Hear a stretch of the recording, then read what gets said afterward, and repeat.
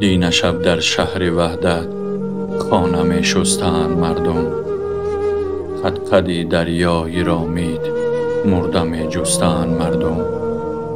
قدقدی دریایی را مید خلق بیدار است امشب، یا کفن پوش است امشب یا عزادار است امشب.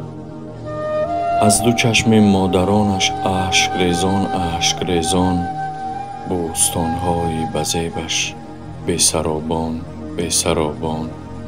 بس که خوردم در جوانی شیربرنجی نان وحدت، ریشه و پیوند دارد جان من با جان وحدت. دین شب در شهر وحدت آب در دریا نخونجید.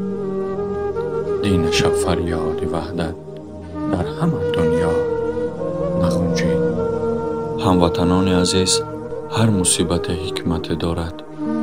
هر حکمت از جانب خداوند است. خداوند همه گذشتگان را مغفرت کند، آسیب دیدگان را شفای کامل دهد. هیچ کس از حالت فوق‌العاده کفالت نجات ندارد. در این مصیبت کسی را گناهکار کردن نادرست است. هر چیزی که از جانب ما لازم می شود البته می کنیم.